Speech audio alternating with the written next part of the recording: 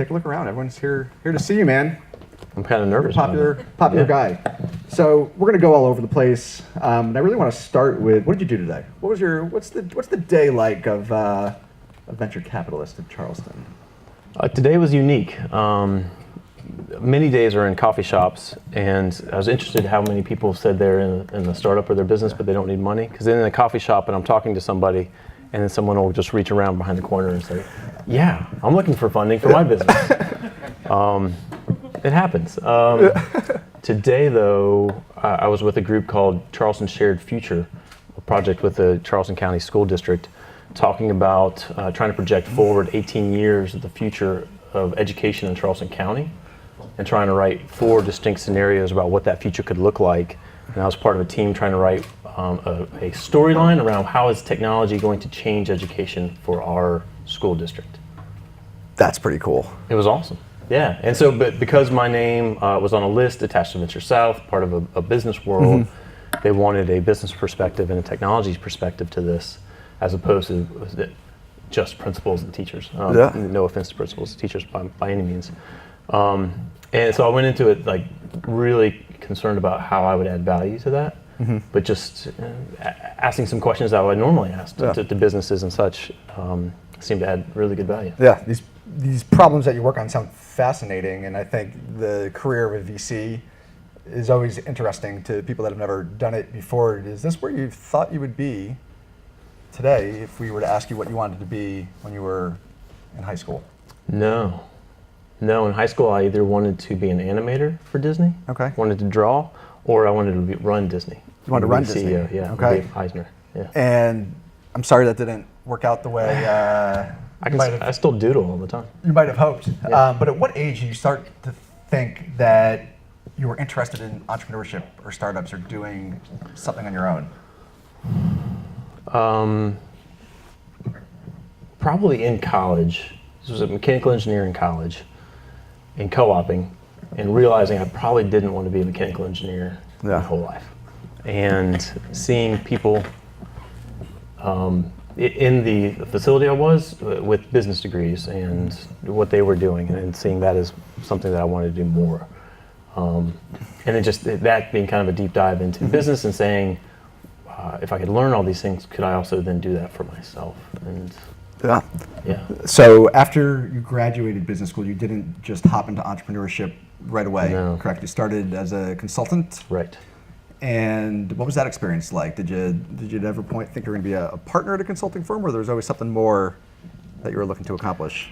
I went into it with the idea, so I left business school, worked for Booz Allen Hamilton, which is now part of a different company. It was their commercial side. So different than the Booz that's here in Charleston. But with the mindset, like, could I be a partner? Could I lead this firm? Could I have that? Which I've heard, the people that go into it, the mindset of just get to tomorrow, they end up staying with it for a long time. Yeah. The people who are assessing it constantly of like, will I want to do this forever? I figured out, for me at least, after a couple of projects, that I was not be a forever consultant. So what were you thinking at that point? If you weren't going to be a forever consultant, what did you want to spend your career doing? Were you starting to get a better idea of what was meaningful to you? Yeah, because I mean, there were certain projects we'd work on where you could take data and analytics, and you could work with teams that you helped. And there's a project we worked on where we actually quantified a number of lives we could save around the world for creating a pooled procurement mechanism for AIDS drugs, which was totally impactful, and it was a lot of fun. I also did projects where we looked how to shave some expenses and drop money to the bottom line by like eliminating overhead. Yeah. And that's not as much fun. But the idea that you could take some of the same skill sets to add value versus just slicing. So how old were you then when you started your first company? 35, and in the same year I started a company and bought a company. Okay, so describe that situation. You're 35, you're a little bit established at this point. You probably have something to lose, you got a family, you got some bills to pay. Why did you make that decision to cut the safety net and start something on your own? Some of that was the desire, and say, all right, I'm going to be an entrepreneur someday, but pretty well ill-defined. And some of that's Charleston, and the idea that there wasn't some major industry that I could just fall back on. And because there was a search, like I after leaving, I was consulting in New York. After coming to Charleston, worked remotely. It was about this time of year they wanted me back in New York full time, and it was a lot warmer that day than it is today. And I was like, I'm in Charleston. Why would I ever leave Charleston? But then it was about a year search of trying to apply my skills for the money I thought I deserved, doing the roles I wanted in Charleston, and that was not readily available.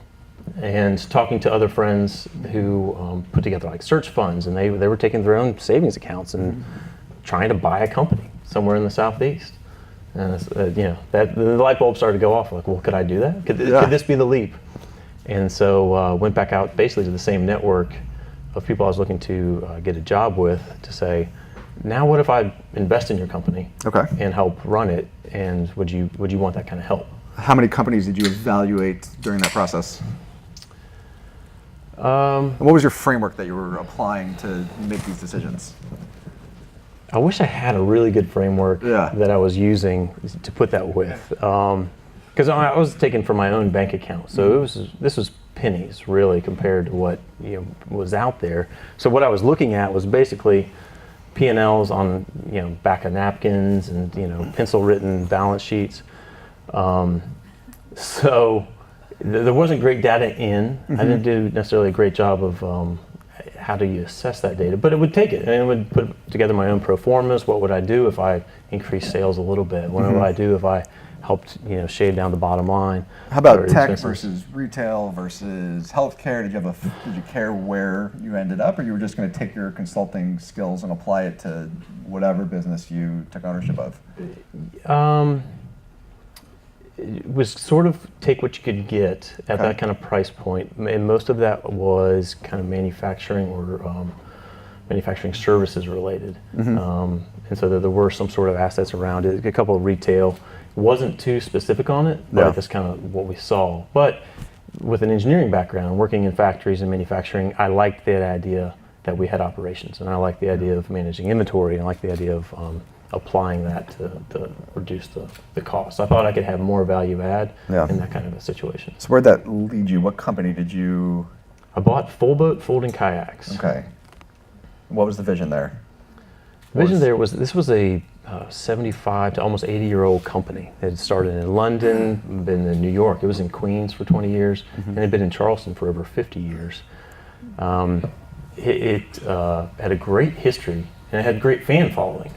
We looked at other businesses that were, and I say I bought this with a couple of partners.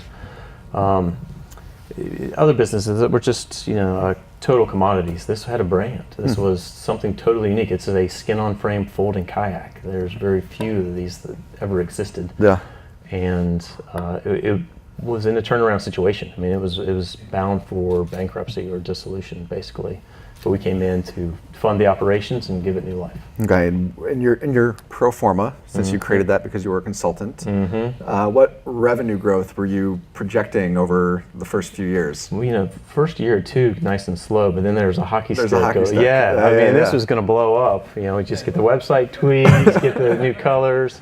There was definitely the hockey stick. This was going to be. So describe what that's like, right? You're a consultant, man. You know the answer. You got it on paper. We're going to go up and to the right. It's going to be slow. We're going to build a website. We're going to do some growth hacks, and we're going to go. What was the reality? What was that first year like as a business owner? So Folbot was interesting because it was also seasonal. Okay. And so I had my blinders on for a little longer because we came in February and really started to get in there. And as it got warmer, amazingly enough, I sold more kayaks. Wow. Phones started ringing. We also got good press. We also had some advancements on the website. We also started doing some more social media that I was sure that was what we were doing was leading to more sales. So by July, and we were profitable, and this is going to kill it. Yeah.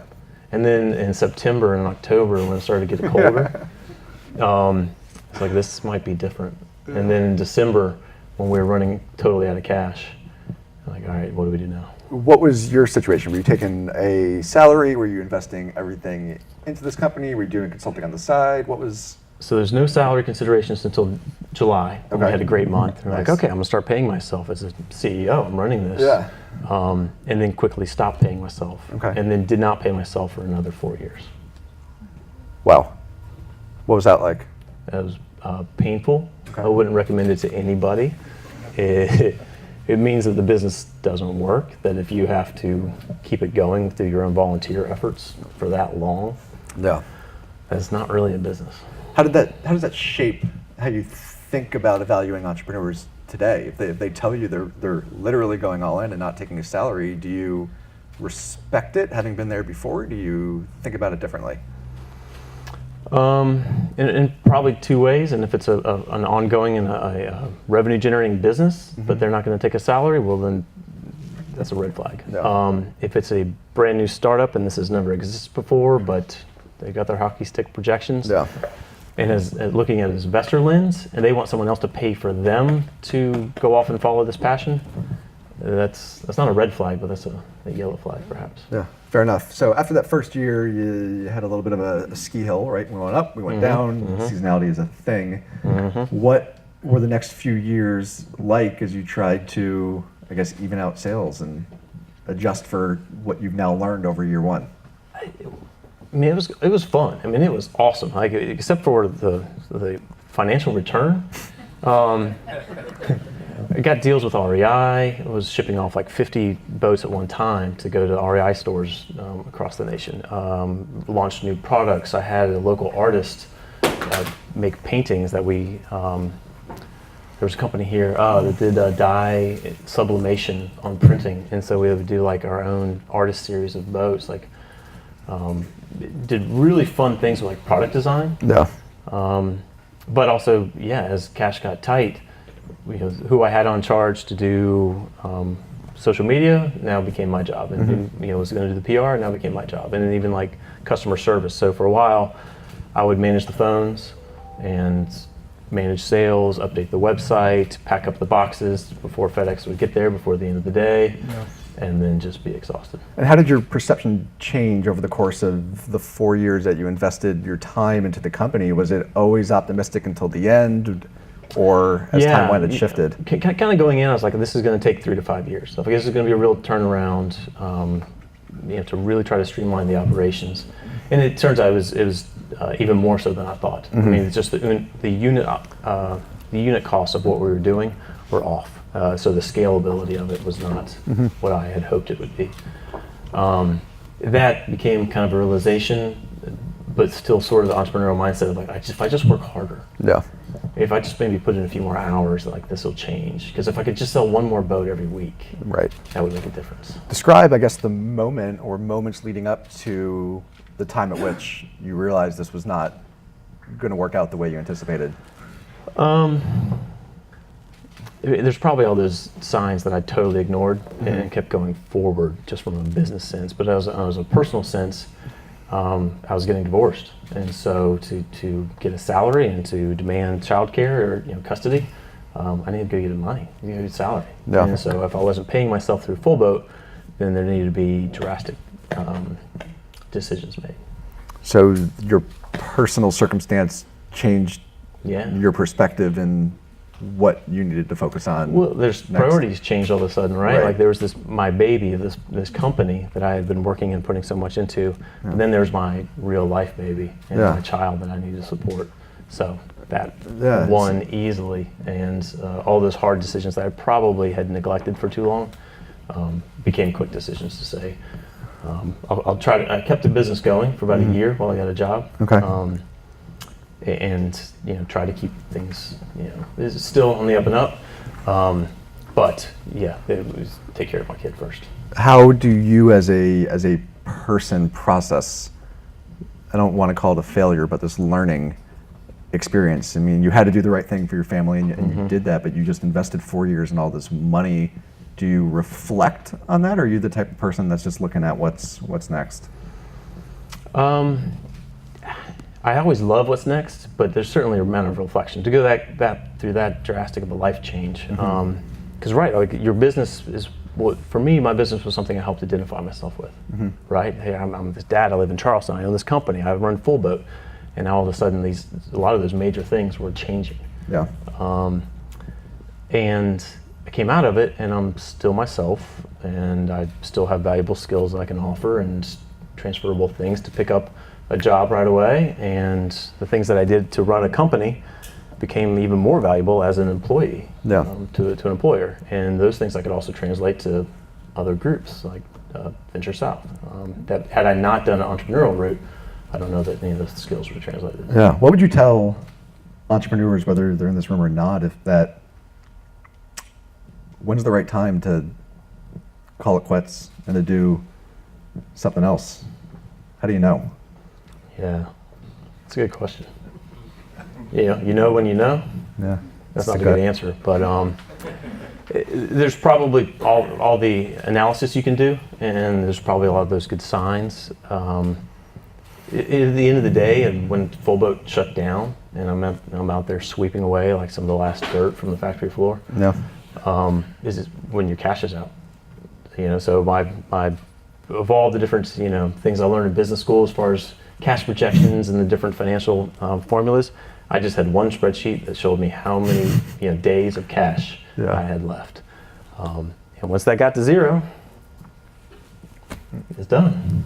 I guess that's one way. I guess that's one way to know when it's time. So when you then transitioned into a larger company that gave you a salary, did you feel like you still had an entrepreneurial flame, or were you looking forward to the comfort of the salary and maybe spending the rest of the career climbing the corporate ranks? It was funny. I think I was talking to somebody here one time about like being an entrepreneur and like we're always going to be this is always going to be our passion. Right. Like, well, unless you need to go get a job. Like, well, yeah, of course. Like, you go get a job. So it was comforting to know that I could go do that. Mm-hmm. But it was also a little stifling. It was nice to take all the hats off, have one hat on, be able to go walk into a department and say, I need this from you, and I got this information from this other department. This is the timeline. It was everything. They're like, this is great. Yeah. Like, I know, because I did all of this for a little while. And they're like, oh, this is fantastic. But then there's someone that cleaned the bathrooms. This is great. Yeah, right. Oh my gosh. Yeah, I cleaned all the bathrooms. Right, when there's the bug that nobody wants to kill. Yeah, that's your job. But it was also, after like a year, it became clear. It was like, this is not my path. I want something that I can control on my own. I can have my stamp on it. Yeah, even with the comfort of a salary, you were still ready to take the next risk. Reflecting back on the failure, I survived. Yeah. I could actually go get a job. Like, talking about the big win-wins in this week, like the number of hands that went up of like your job, you are in your own company and it's surviving, that counts. Yeah. Like this is a survival game. Like you keep your business going day to day. Yeah. How do you think just wrapping up that experience as an entrepreneur shaped what you look for as an investor? It shapes some of the who you're looking at and the leaders and the teams behind who's going to get into an investment and running a company. And then some of just the probably better due diligence on that company, on the market, on what's changing in the market, on the unit costs of what they're going to do. It's like all the hockey sticks are wrong, but is there at least realistic that there's a chance? Yeah, say a little bit more what you started with about the person, the entrepreneur. What did you learn about yourself that you now use to evaluate people that you could invest in? Yeah. I mean, it's interesting that people show up to rooms like this because there's something we like about each other, right? That it's not on paper, it's not on the numbers, it's just something in your gut that gives you the courage to take your toe over that line of that business you want to take.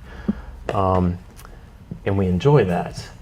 And so there's some of that enjoyment factor to know somebody's crazy enough to step over that line, to ignore all those signs, because there's going to be millions of reasons to say no. Your lawyers are going to tell you to say no. Your accountants are going to tell you to say no, and you still got to go. And I think some like a hubris check that this person can still help. Because if you're going to take money, if you're going to take investment, if you're going to take, you're going to be taking advice.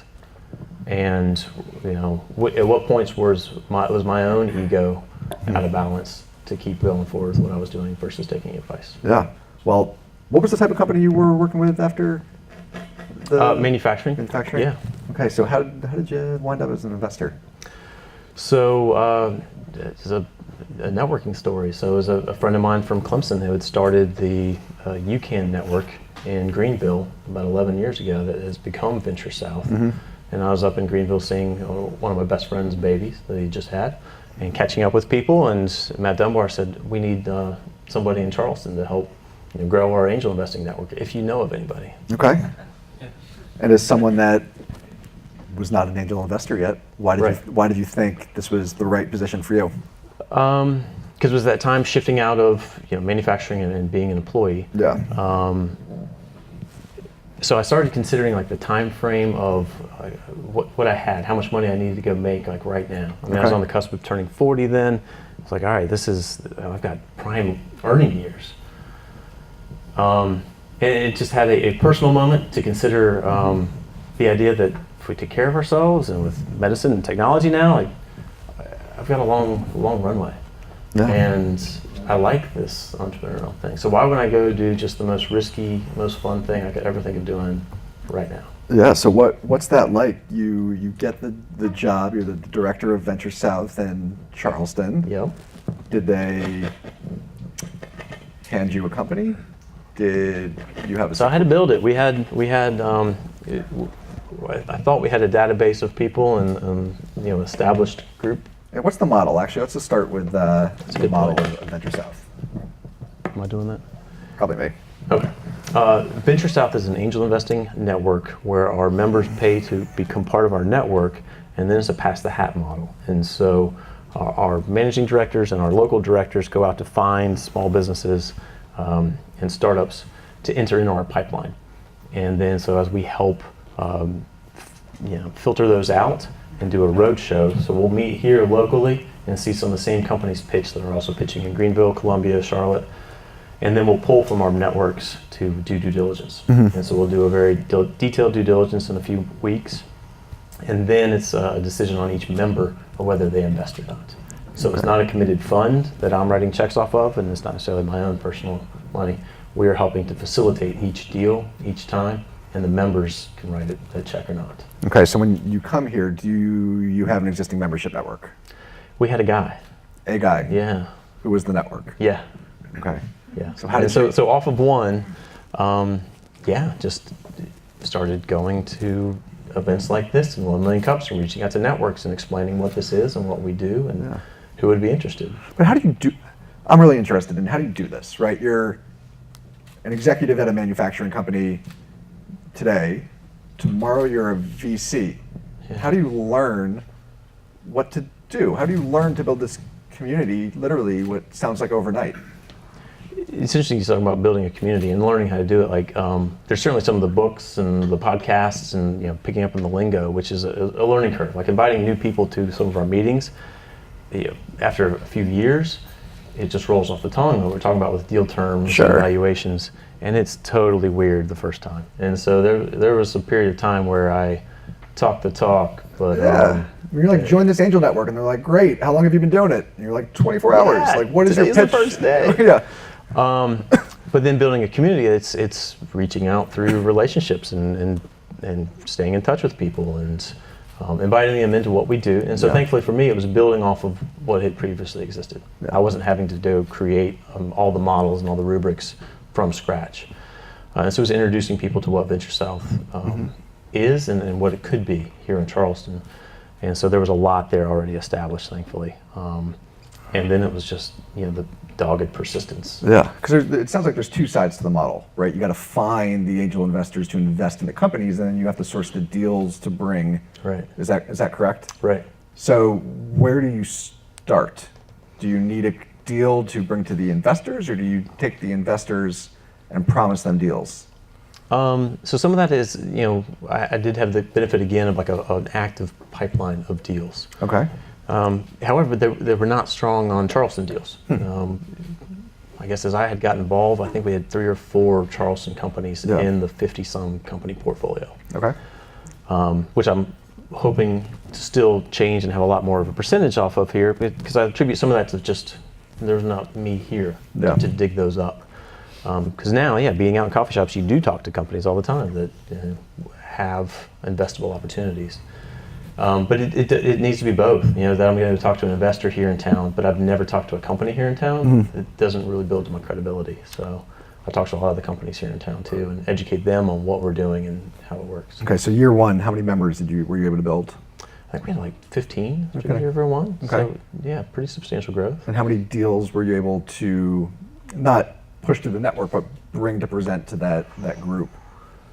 Not a lot. Not a lot. I entered a lot into the pipeline, but still not a lot filtering through. And so some of that I think is still the relatability of our network into Charleston, and the idea that even the deals we do fund, I mean, they're early stage. They're skeptical. It's some of the analysis and some hope. But if you've known that company for a period of time, then it helps tell the story for a bit longer, right? If they've grown up in Greenville, where our headquarters is, then it's an easier sell. So as I've gotten to know companies that are still on the back of the napkin, right? 2 years ago, and as they've started to grow, it's like, keep me updated. Let me know what's going on so we can keep you in deal. Talk about your growth as an investor over the last few years, and what or how you approach deals differently today than you might have when you were still cutting your teeth and trying to find anyone that might talk to you because you're new. Right. Yeah. 2 years ago, I was happy for somebody to take a coffee meeting. Yeah. And I fell in love with every idea. Right. This is everyone was that shiny object, and it was going to be a hit. The hockey stick was going to work for this one. Right. This was going to be it. And now there's a little more realism to it, that to know that the failure rates, they're really there. Yeah. And they're really all those challenges. And so I think now I'm able to give a little bit more effective advice to some of the very early startups we see. Yeah. Because I'll meet people and they'll say, well, I have an investor issue. I have an issue getting investment. When really at the end of the day, looking at what they're doing, you have a revenue issue. Right, you have a business issue. Yeah, if you can't go get sales and you can't find customers, getting investment won't necessarily help that. Right. But you got to see a good number of companies before you can actually tell that to another company. Right. And thankfully, I've gotten to see a good number of companies now here in Charleston and across the Southeast. What do you know? When you're talking to someone in a coffee shop, how do you know that they're different? How do you know that they even stand a chance to make it through the due diligence of the network versus the next one you talk to? Probably the demographics of that, if that's the right word. They've probably done it before. Okay. Right. They've been through it, and they've gotten all beaten up through one or two times, and their third time they're a little more savvy with it. Or some of them have gone on a VC network across the Southeast, and they're coming in and they know what their deal terms are, and they know what their valuation is, and they know what they're looking for. There's a lot of very intelligent, hardworking, and educated people here in Charleston, but they want to come in and say, I've built this business, I put all my life savings into it, I have no idea what it's worth, I have no idea what I need, and can you help me with that? And that's not kind of what we do. Right. Yeah. So what's your sweet spot then? Is it idea phase? Is it you're making revenue? Is it you have a product and you're about to take it to market? What's the sweet spot for VentureSouth? It's they've got revenue, they've got the product, they've got a sales process and the marketing down, and they want gas in the tank. Okay. They're looking to take off. What's a good example of a recent investment or company that you can think of that was in that position? Is AJ here? I was calling his name before. I saw know. him. We just closed on Cintio, which is they had revenue, and it was one of those stories where it was a consulting business. Okay. And they're basically cannibalizing their consulting by creating a SaaS product out of it. Okay. But the scalability of the SaaS product was much higher than just the hourly limits of a consulting business. And so that's not a bad model. They can still do consulting to keep going and keep it funding. Yeah. And had customers and had a product that still needed some tweaks. Okay. And it still needed some marketing help to really reach out to some big whales, but then a lot of the little smaller companies that could drive some revenue. And how rock solid is their position when they're talking to you? Are they saying, hey, Eric, I know how I can go get customers.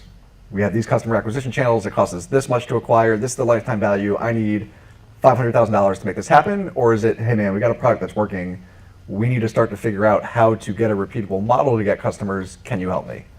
It's more of the former of what you mentioned, right? Like, it's not that they figuring out the model isn't necessarily attractive, but if we're having to look and compare between two opportunities, and one has, they know the CAC, they know the LTV, they know how this math is going to work if you just add more dollars into it, versus the one that might have a lot of potential, but they just can't enunciate it and they can't put it into numbers, the other one's going to look more attractive. And we only have a certain number of dollars to invest.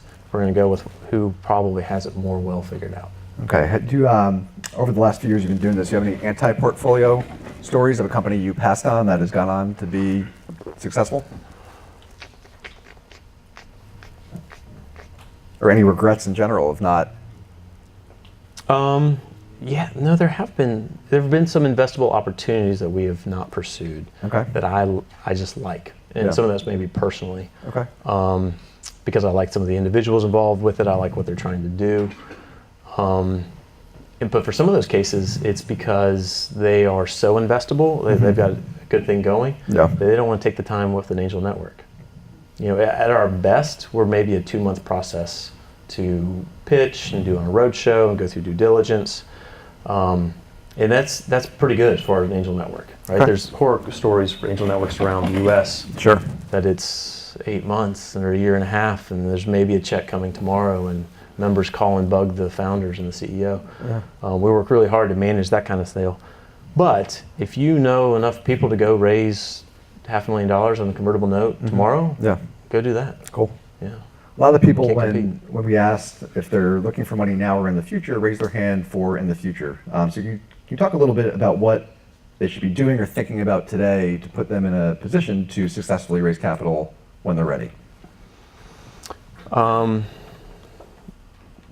Yeah, I mean, start preparing for that now. Like the financing raising is probably a 9-month process. Don't wait till you need the money tomorrow. You're talking about the cash, crunch of earlier, and start talking to investors now. I mean, somebody that comes to us who has never received any investment, they've never gotten that first $10,000 check or $100,000 check from any single angel that really believes in what they're doing and really knows their industry. It's potentially a challenge to then to say that they need $1.5 million from an angel network. Well, make this practical for people in the room. I mean, we're scared. We're just starting companies. We've never talked to an investor. I don't want to email you and request a meeting when I'm not looking for money. What am I saying early on? Well, generally take the meetings. I mean, I think a lot of angels and VCs they want to know, and they want to stay in touch. Like we talked to plenty of companies that are too early. Happy to make other introductions, and so there's a good network of investors here, even if it doesn't fit for VentureSouth. Happy to make other connections, and do your research. Like not every angel, not every investor is right for your industry, for your business, for your deal terms. So know what we're looking for, know what others are looking for as far as the research. And we actually, VentureSouth has published a book on this, on what we want. Where can we get it? Amazon.com. Oh, literally a book. Yeah. Okay. Yeah. What do you think about the Charleston venture landscape in general? Do you think people that are looking to raise money can do so solely in Charleston? Do you recommend people look elsewhere? We're certainly maturing, right? I think to the testament of all the people that are here in the room, this is becoming a much more sophisticated market daily. There's still challenges to try to raise all the money you would ever want in Charleston alone. And for us, I don't know that we would do that anyway. Like we're part of a network that's taking across the Carolinas. We might take lead on funding a deal, but we'll still look to syndicate out. And so we'll look for other angel individuals, other angel groups, VCs. We think there's value in having a syndicate. And so I would encourage people to throw a wider net. Okay. We're going to open up for questions in just a second. What was your high of this year?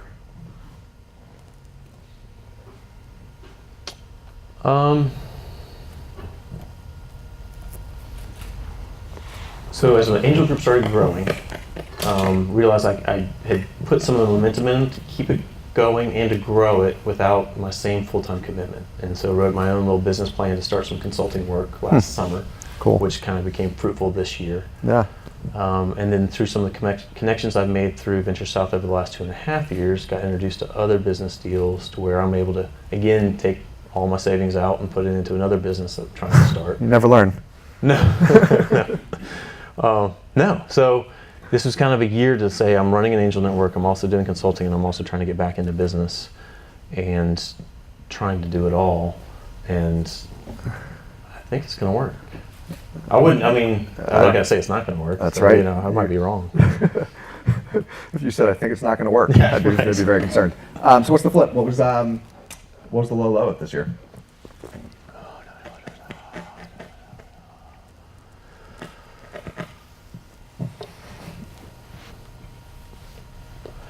I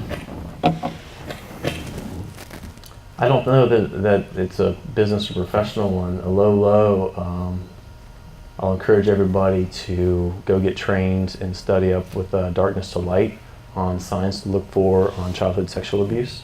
And we had an issue with my daughter at school and an after-care provider that, thankfully for her, it was not a very serious situation, but it easily can be. Yeah. And so look for the signs. It's up to adults to know what this is about and to stand in the way to help prevent child sexual abuse. Thank you for sharing. Last question before we open it up. Serious. What are you most excited about in 2019? 2019. This is all going to get easier in 2019, right? That's what we keep telling ourselves.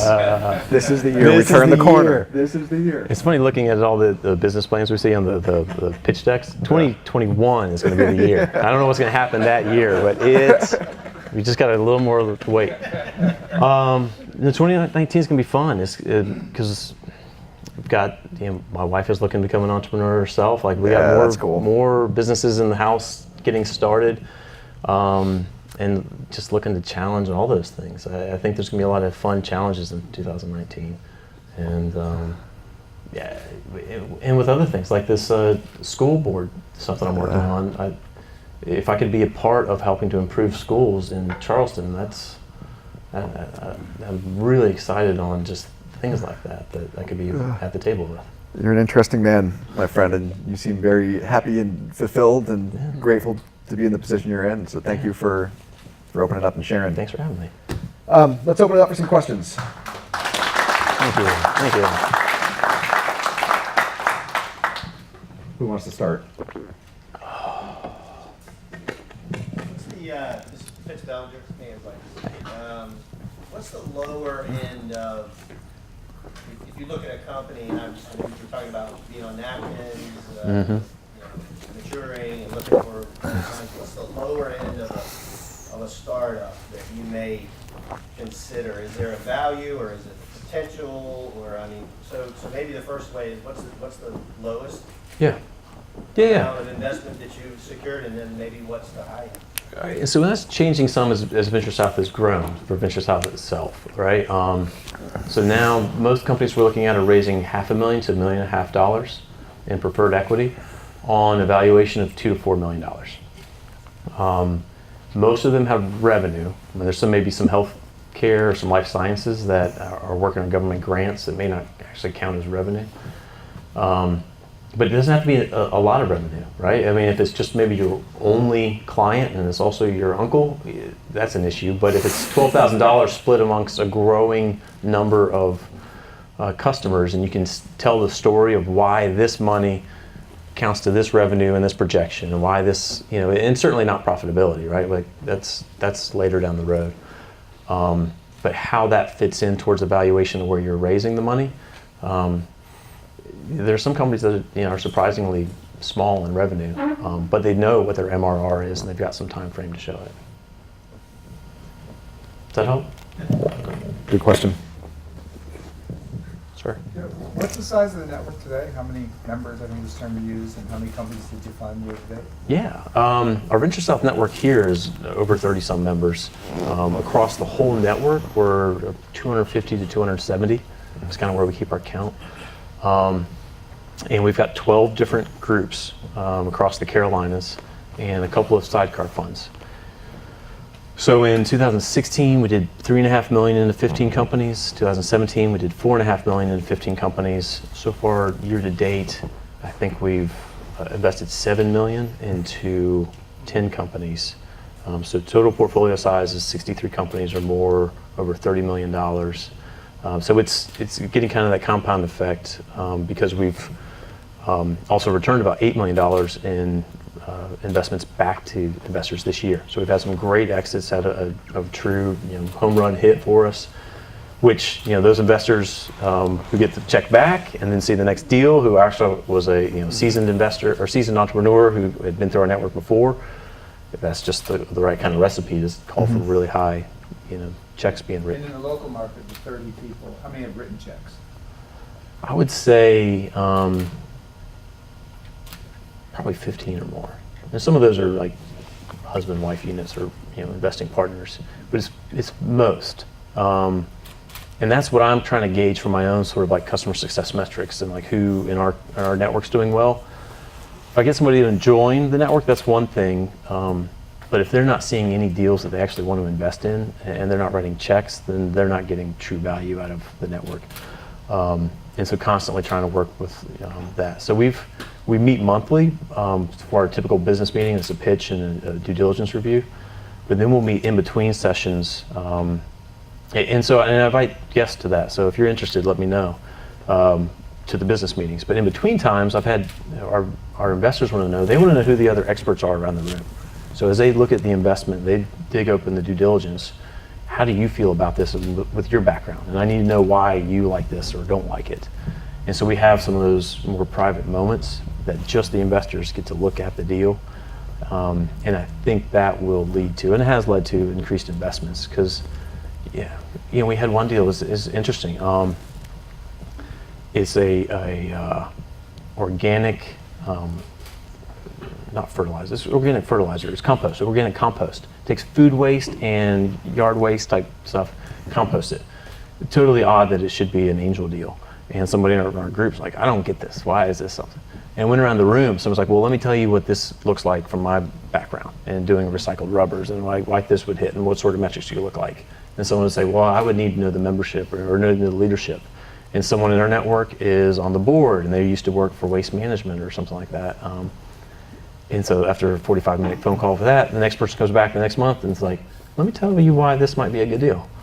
And so the fact that they can help talk each other into it without hopefully the group think that might go into it, or talk each other out of it and say, this is why I would stay away from this, should be the value of what's going on. Great. I'll say quickly, I was in restructuring for 14 years, so the only deals I saw were deals that had gone bad.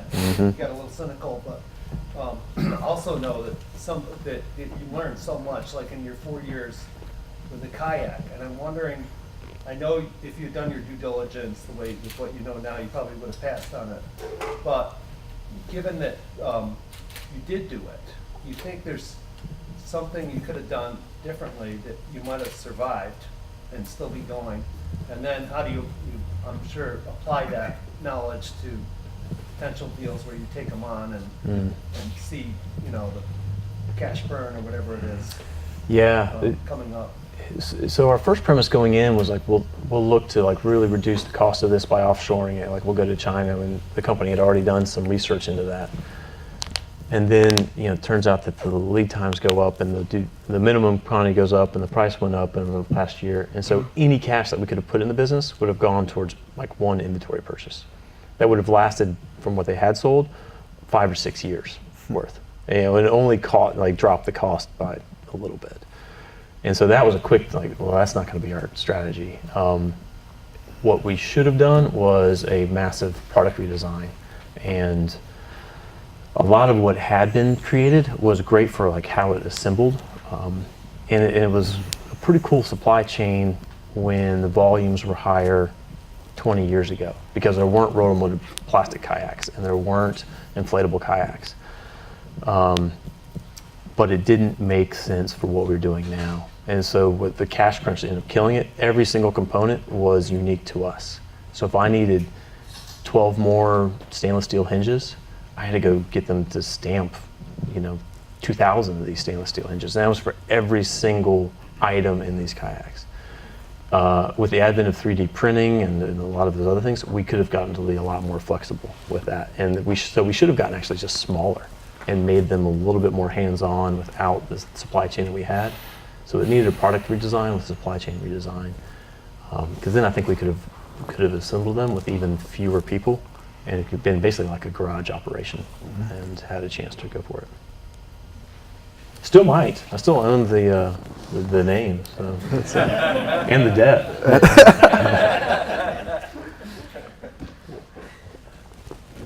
Good questions.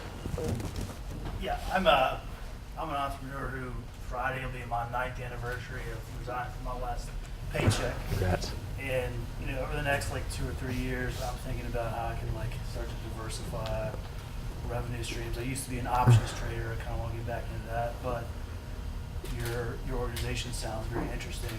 What do you recommend for someone me just looking at the end of the year? I start thinking 5 years ahead. What type of capital would you recommend someone like me be shooting for if I wanted to join your organization and Yeah. be a contributing member? Yeah. Great questions. I think to be an effective angel investor, you need to be able to build out a portfolio. You need to have a process, and you need to have patience. And that would be the same at a VC type level as well. So know what you're looking for and where you can add value for all. I think most all of our members. It's not just a good deal; it's a good deal that they think that they can help with, right? Or someone else in the network can help with. So to be a silent investor is sort of not we're not calling in and bugging, but we're going to put a board member into place. So somewhere you can add value and be able to split it up. I've had one of our members who, as I first met him, he's like, angel investing is dumb. I gave a $25,000 check to my neighbor's kid in his business in his garage, and I never saw it again. What was your due diligence, and what was the market like, and what was your legal documents? What did you do? Oh, I didn't do any of that. Yeah, that's dumb. We don't, but that's not what we do. And so with our network, you're able to split. If it's a $25,000 investment, our minimum is $5,000 for any investment. So you could have split that up against 5 different companies and had a small portfolio pretty quickly. We're bringing probably 15 to 20 investable opportunities every year. And so you'd probably want $25,000 to $50,000 that you would want to invest to build a portfolio of money that you're not going to see for at least 5 years, right? We want an exit strategy, some sort of liquidation event that's projected in 3 to 5 years. Reality is it's probably 5 to 7, but it might be a 10-year relationship. So you're going to need some patience with that. And then, there's other angel networks as well. There's other ways to get involved. There's ways to kind of do some of your own due diligence on how to evaluate these and what type of evaluations make sense to you. Cool. Any other questions? Are there any, or Alex? What advice would you give an entrepreneur who has taken investment and entered a portfolio?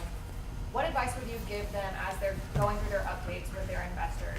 It can't be just rainbows and butterflies all the time, because they really want to know what's going on, where is their money going, what is happening. So what advice would you give to a founder that's at that table with them? That's great. You're totally right. It's not all going to be the good news. And the better entrepreneurs are reaching out with their struggles before they become bad news, right? And because all our investors want to be able to help, think that they can add value, and if we're not hearing about the challenges early and often, then that becomes a challenge. And so maintain, at least monthly updates, quarterly financials, and anytime there's a difficult challenge, whether it's from strategy to hiring issues or sales contacts, it's been pretty cool. We talk about that, but then we've had meetings where someone's just I'm trying to meet somebody in Columbia. Does anybody know?